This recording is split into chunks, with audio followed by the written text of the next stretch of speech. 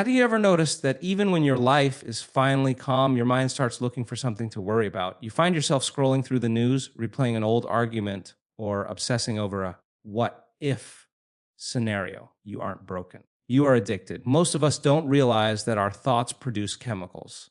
When you have a stressful thought, your brain fires a sequence of signals that flushes your body with cortisol and adrenaline, a survival mechanism designed to save you from a predator. But in our modern world, the predator is your mortgage, your boss, or your social media feed. When you live in the state of emergency, day after day, your body becomes habituated to that chemical rush. Eventually, your body, which is your subconscious mind, begins to crave the hit of stress just to feel alive. You become a victim of your own internal chemistry. How you reclaim your power and break the cycle, take a moment to truly consider the way your morning begins. For the vast majority of people, the very first act of the day is a subconscious search for suffering. Before you even roll out of bed, your brain functions like a high-speed computer scanning its hard drive for familiar data. You wake up, and within seconds, you begin to remember your problems. Those problems are actually memories of people, places, things, times that are connected to specific emotional states. By the time you reach for your phone to check your notifications, your news feed, or your bank account, you have effectively plugged yourself back into the electrical grid of your old personality. You are looking for a reason to feel the same level of stress, anxiety, or resentment that you felt the day before. This isn't just a bad habit, it is a biological necessity for a body that has become addicted to its own internal chemistry. When you experience a stressful thought, your brain does not know the difference between a real-world threat and a memory. It activates the survival center, the sympathetic nervous system, and begins to secrete a cocktail of chemicals: adrenaline, noradrenaline, cortisol. These are the chemicals of fight or flight.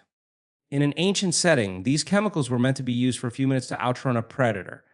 But in your modern life, you are activating this system for hours on end. You are constantly thinking about your debt, your difficult relationship, or your heavy workload. You are keeping the tap of these stress hormones turned on indefinitely. This is where the addiction takes hold. Body cells have receptor sites for these hormones, and over time, they become desensitized. Just like a drug addict who needs a higher dose to get the same high, your body begins to require more and more drama, more and more stress, and more emergency to feel the same chemical baseline it has grown accustomed to. You have reached a point where your body is actually craving the very things that make you miserable. This is why, when things are finally going well, you might find yourself picking a fight with a loved one or looking for something to worry about in the future. You are subconsciously looking for a chemical hit of cortisol to satisfy the body's craving. You are no longer the master of your ship. Your body has been conditioned to live in the past, is now dictating your future. It is seeking the familiar, and the familiar is the stress of yesterday. This chemical loop creates a feedback system where your thoughts produce feelings. Feelings produce more thoughts that are equal to those feelings. If you feel like a victim, you start to think victimized thoughts, which then produce more victimized chemicals, and the cycle continues until it becomes your personality. Are essentially trapped in a prison where the walls are made of your own neurotransmitters. To break this, you have to understand that your body is a masterpiece of adaptation.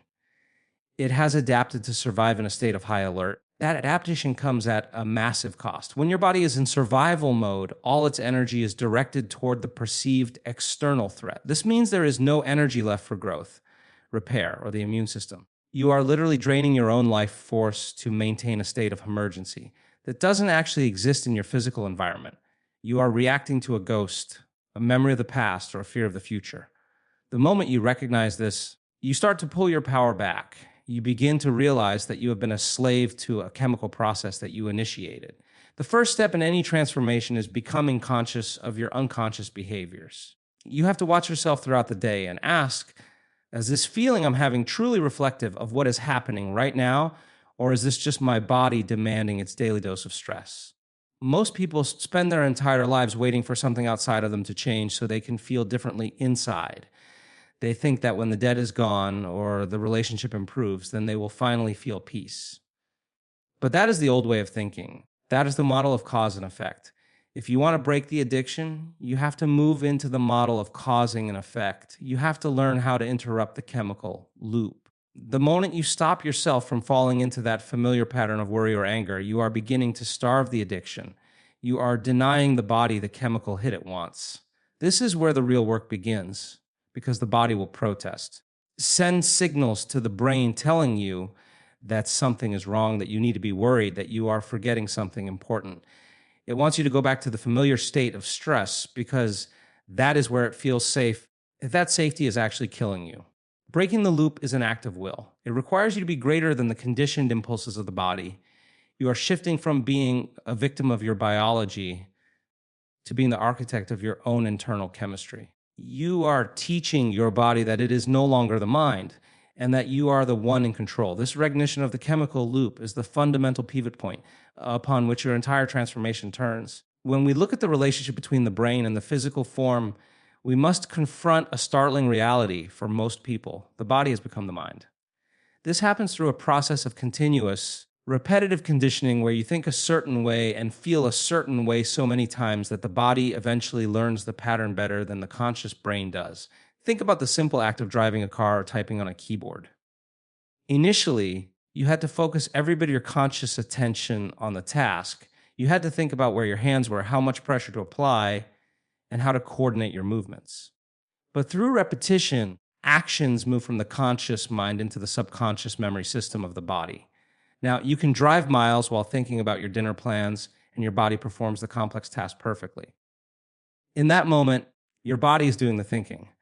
This is a magnificent feature of human biology when it applies to skills, but it becomes a devastating prison when it applies to emotional states like stress, unworthiness, or fear.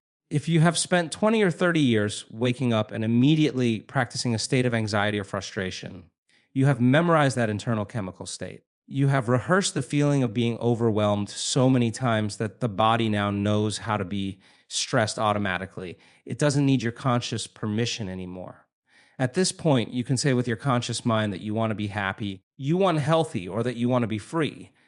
But the body is on a completely different program. The body is an independent entity that has been programmed to live in a state of emergency. This is the definition of a habit, a redundant set of automatic and unconscious thoughts, behaviors, and emotions that are acquired through repetition. A habit is when the body is the mind. This creates a massive gap between you think you are and who your body believes you are. Your conscious mind, 5% of you that is awake and aware, is trying to steer the ship toward a new destination, but the other 95% of you is a subconscious program running in the opposite direction. When the body becomes the mind, its ability to distinguish between the external world and the internal world. It begins to believe it is living in the same stressful environment every single day, even if you are sitting in a beautiful garden or lying in a comfortable bed. The body is the laboratory of the soul. It is constantly reacting to the signals you send it. If you are sending it the signal of danger through your memorized emotions, it will respond by producing the chemistry of survival. Over time, the body becomes so accustomed to these high-functioning stress hormones that it begins to identify with them. It thinks, this is who I am. If you try to change, if you try to sit still and be quiet, the body starts to freak out. Sends a message to the brain saying, why aren't we angry? Why aren't we judging someone? Why aren't we worried about the future? The body starts to nag the mind like a spoiled child demanding its favorite toy. It wants the chemical stimulation of the past because that familiar misery feels safer than the unknown of a new emotional state. This is why change is so difficult for most people. They are literally trying to fight a biological program that has been hardwired into their very cells. To reclaim your life, you have to understand that you are re-educating an animal. The body is like a servant that has been allowed to become the master. It has been conditioned to lead, and now you must take back the reins. This requires a level of persistence that most people never apply to their internal world. Every time you catch your body drifting into a memorized feeling of the past and you bring it back to the present moment, you are telling the body it is no longer the mind. You are asserting your sovereignty. You are breaking the link between your memories and your physiology. Most people give up the moment the body starts to complain. They feel the discomfort of the new, and they immediately retreat to the old because the old is predictable. They would rather stay in a state of suffering that they can predict than step into a state of joy that they cannot yet see. But if you want to evolve, you have to be willing to sit in that fire. You have to be able to look at your emotions as an observer rather than a victim. You have to realize that the you who is noticing the stress is not the stress itself, By observing the body's programmed reactions without reacting to them, you begin to dismantle the neural pathways that keep you stuck. You are essentially deprogramming the old self and making room for a new mind to emerge. This process of teaching the body a new emotional language is the most profound act of self-love you can perform. Frees you from the cycle of being a biological recording of your own history. To truly transform your life, you must be willing to engage in the most uncomfortable act a human being can undertake, the dismantling of the old self. People fill in their entire lives within the familiar boundaries of their own personality, which is really just a collection of memorized thoughts, behaviors, and emotional reactions. These reactions are so deeply ingrained that they feel like us. We say, anxious person, or I am a procrastinator, or I am just someone who worries. But the truth is much more profound and far more hopeful. You're not those things. You have simply practiced those states of being until they became automatic. Breaking the habit of being yourself means you must be willing to step away from the predictable hardware of your past and step into the vast, empty space of the unknown. This is a terrifying prospect for the ego, because the ego finds its identity in the past. Who it is based on its scars, its grievances, and its stress. To walk away from those things feels like a kind of death. But in this biological reality, you must die to the old self before a new self can be born. Unknown is the only place where creation can actually happen. If you are living by the same routine every day, waking up on the same side of the bed, drinking the same coffee, driving the same route to a job you dislike, and seeing the same people, you are essentially living in a closed loop. Your brain is firing in the same patterns and your body is feeling the same emotions. There is no room for anything new to enter your life because your entire internal environment is occupied by the past. To break this habit, you have to consciously decide to stop being the you that you have rehearsed for decades. This starts the moment you feel the impulse to react in the same old way and you choose instead to do nothing. This creates a gap. In that gap, you are no longer a victim of your conditioning. You are an observer of your program. Most people feel incredibly uneasy in this gap. They feel a sense of void or emptiness, and they immediately try to fill it with their old problems just to feel something familiar. Reach for their phone, they look for drama, or they obsess over a mistake they made 5 years ago. They do this because even a painful familiar feeling is more comfortable to the body than the uncertainty of the unknown. If you want to reach a new destiny, you have to leave the old one behind. You cannot take your old baggage into a new future. This means you have to become conscious of your unconscious thoughts. Ones that say, I can't, that's too hard, or I'll start tomorrow. You have to observe your habitual actions, like how you complain, how you make excuses, or how you seek validation from others. And most importantly, you have to look at the memorized emotions that have become your baseline. If you live in a state of guilt, your body is literally in the past because guilt is an emotion tied to an event that has already happened. If you live in a state of fear, your body is in a future that hasn't occurred yet. In either case, you are not in the present moment, which is the only place where you have the power to change your biology. Breaking the habit of being yourself requires you to become one. Where time, you have to strip away the labels of your job, your gender, your age, and your problems. You have to become pure consciousness. When you are no longer defined by your physical reality, you are finally free to redesign your reality from the inside out. The discomfort you feel when you stop your habitual patterns is actually the sensation of the body breaking its chemical addiction. Think of it as a detoxification process. The body is used to its daily dose of stress chemicals, and when you stop providing them through your thoughts, the body goes into withdrawal. It will try to talk you out of your transformation. It will tell you that you're bored, that you're failing, you're going crazy. But if you can understand that this discomfort is actually the sign that you are changing, you can start to lean into it. Instead of running back to the familiar, you can stay in that void and begin to plant the seeds of a new identity. This is where you begin to ask yourself, what is a greater version of myself that I can live today? You are not just changing your mind, you are changing your very DNA. By refusing to be the person you were yesterday, you are signaling new genes in new ways. You are moving from the survival state where you are always reacting to the world into a creative state where you are beginning to command your world. You are trading the predictable misery of the past for the infinite possibilities of the unknown. Transition is not a one-time event. It is a moment-by-moment decision to stay awake, to stay conscious, and to refuse to let the body be the master of your fate any longer. Concept of mental rehearsal is not merely a psychological trick or a form of positive thinking. is a profound neurological and biological restructuring of your reality. Most people are unaware that they are mentally rehearsing their lives every single day. They are doing it in the wrong direction. They wake up and mentally rehearse their problems, imagining the worst case scenarios, anticipating difficult conversations, and visualizing the obstacles they expect to face. The brain cannot distinguish between an actual physical experience and a vividly imagined one.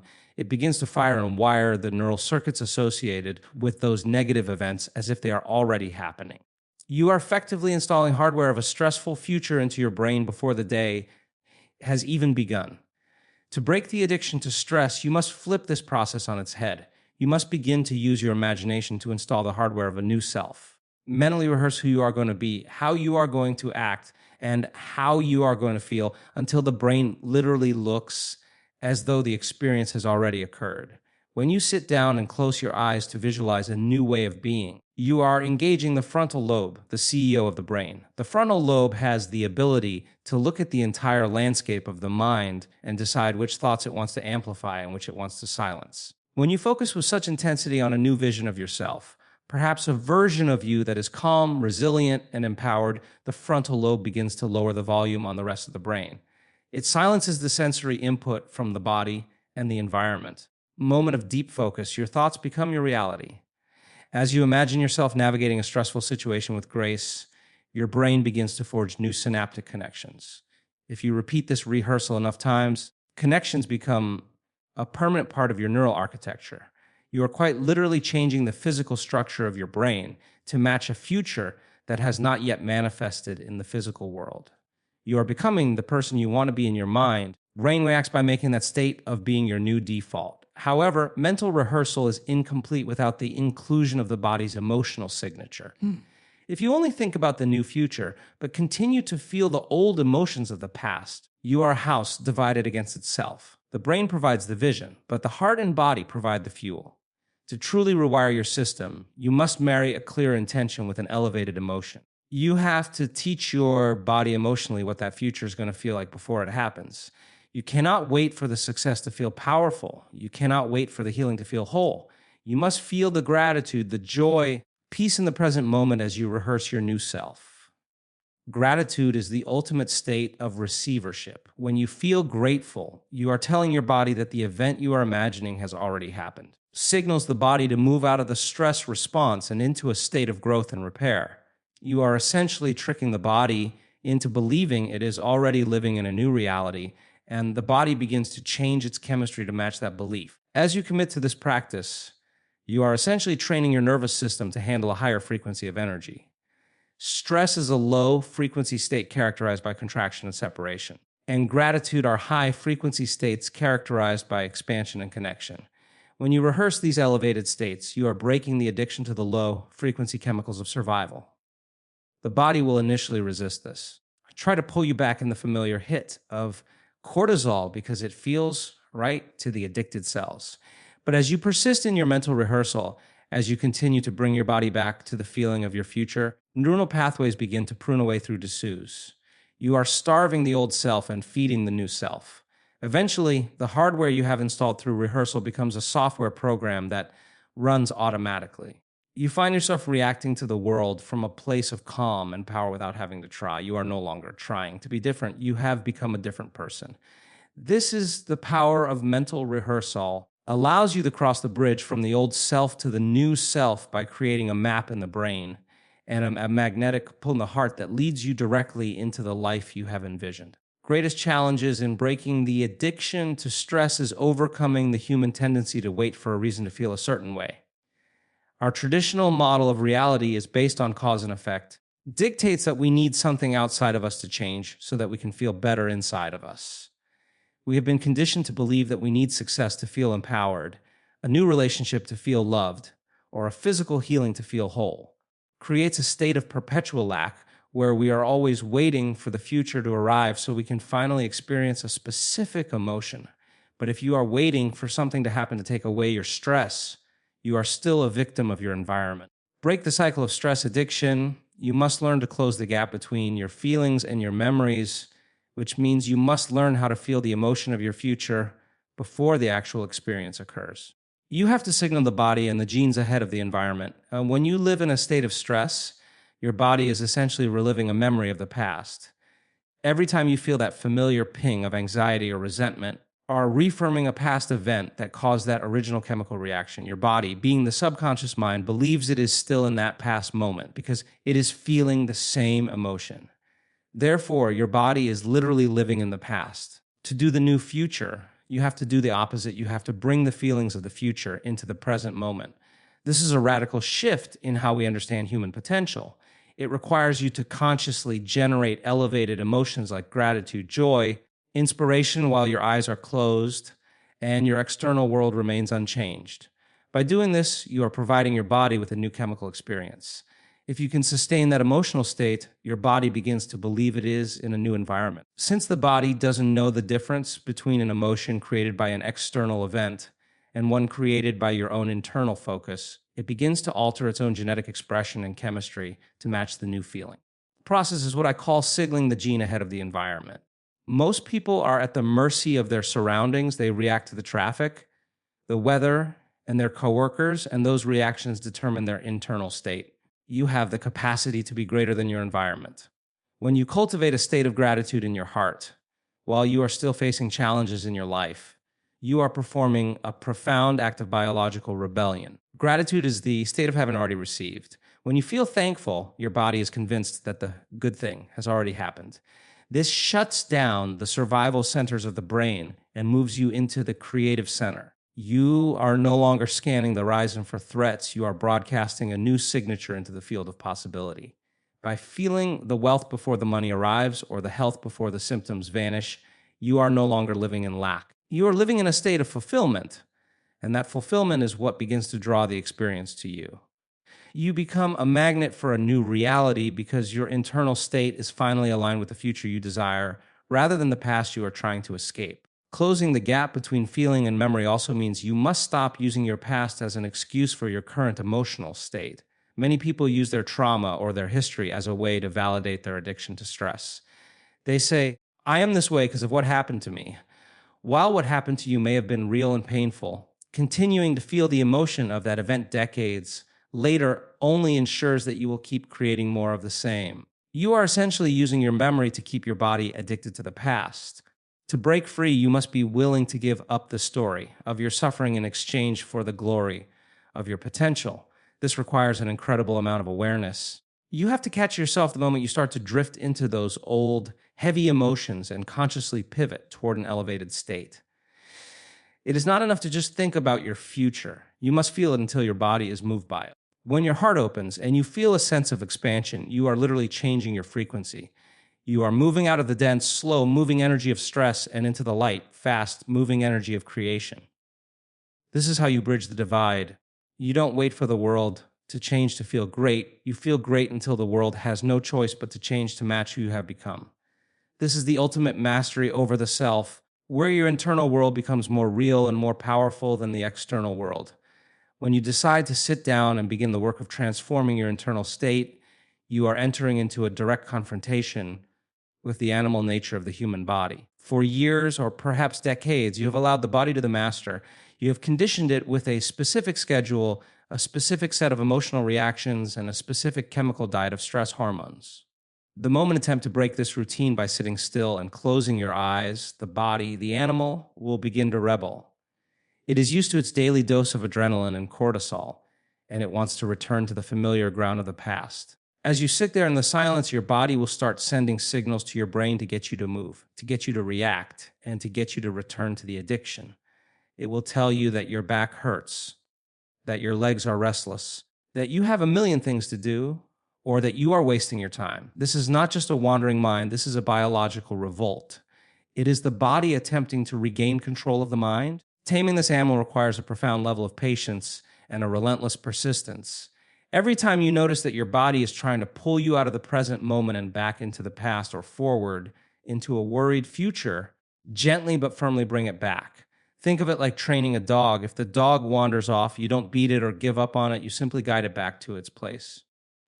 Each time you settle the body back down, you are telling the body that it is no longer the mind. You are asserting that you are the master of your own house.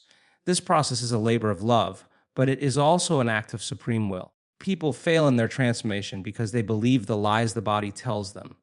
They believe they are actually tired, or they believe the sudden itch on their nose is an emergency that must be addressed immediately. In reality, these are just distractions designed to get you to fire the old neural circuits. If you can stay in that seat, if you can remain still while the body is screaming for its chemical fix, you are beginning to break the bondage of your own biology. Struggle is actually where the real work happens. It is in the moment of resistance that you have the opportunity to exert your sovereignty. Every time you overcome that impulse to get up or to check your phone, you are pruning away the old connections and forging new ones. You are teaching your nervous system to be calm in the face of internal pressure. You are training the animal to submit to a higher mind. It is significant because if you cannot master your body while you are sitting in a chair with your eyes closed, you have very little chance of mastering it when you are out in the world facing a difficult boss or a challenging family member. The meditation mat or the quiet chair is your training ground. It is where you build the muscle of presence. When you successfully settle the body back into the present moment, you are signaling to your cells that a new commander has arrived. You are moving from a state of being a victim of your impulses to being a creator of your experience. As you continue to tame the animal, you will notice that the protests become quieter over time. The body starts to realize that its old tactics of distraction and discomfort are no longer working. It begins to relax into the present moment. This is when the magic starts to happen, because as the body settles down, its energy is liberated. All that energy that was once bound up in the survival response, in the tension of the muscles, and in the scanning for threats, is now available for your own use. This is energy that can be used for healing, for creativity, and for the manifestation of a new life. You only get access to this energy if you are willing to win the battle of the first few minutes. You have to be more determined than the program. You have to be more conscious than the habit. It requires you to be completely honest with yourself about where your attention is going. If your attention is on your body's discomfort, your energy is going to your body. If your attention is on the clock, your energy is going to time. When you can take your attention off the body, the environment, and time, you are finally free from the animal's grip. You are no longer a biological recording of your past. You are a conscious being in the present moment, ready to rewrite your story. Discipline of taming the animal is the bridge that leads from the prison of stress to the freedom of the soul. It is the daily practice of reclaiming your power from the chemicals of survival and redirecting it toward the beauty of your potential. The destination of this journey is the realization that the only place where true change can occur is in the absolute stillness of the present moment. Most people spend their lives divided between the memories of the past and the expectations of the future, leaving no energy for the here and now. When you are living in a state of stress, you are effectively living in a time-bound reality. You are constantly measuring your life against what has already happened or what might happen next. It creates a fragmented awareness where your power is scattered across 1,000 different directions. To break the addiction to stress, you must learn to enter the generative present, a state where you become no body, no thing, not where, and in no time.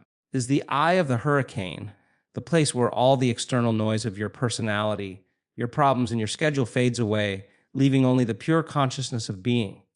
This is the realm of the infinite, where the laws of three-dimensional Newtonian reality no longer apply, and where you have the power to collapse the wave of possibility into a new physical experience. This state requires you to withdraw your attention from everything that is familiar in your physical world. If you keep your attention on your bank account, your relationship problems, your cell phone, or the pain in your back, you are keeping your energy anchored to your current reality. Where you place your attention is where you place your energy. If your attention is on the known, you will always create the known.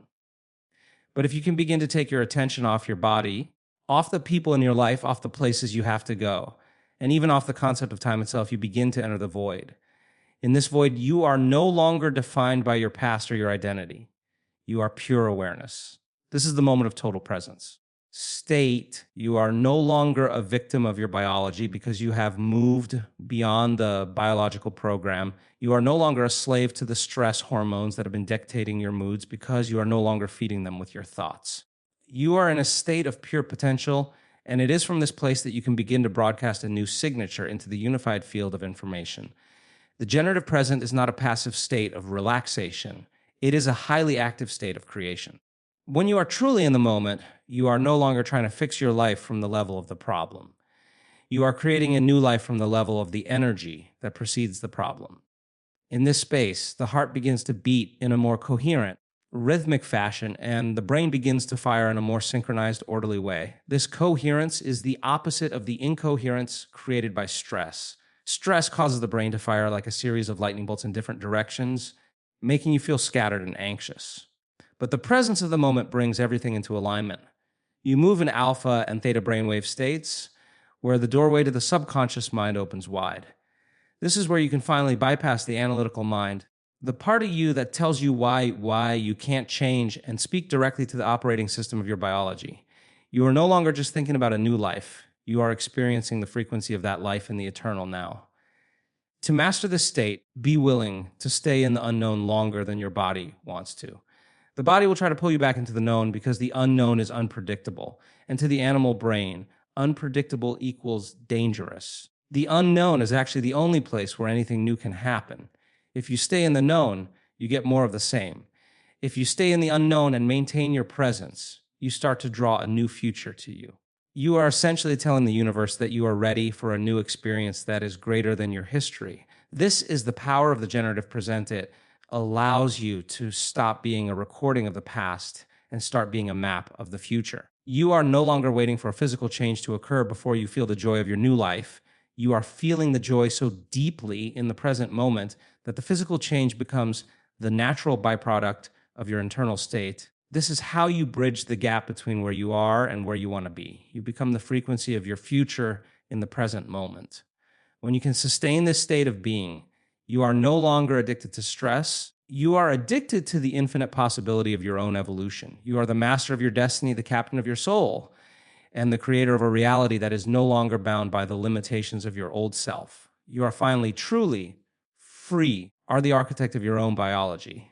You have spent years practicing stress. Now, it is time to practice peace. It won't happen by accident. It happens by intention.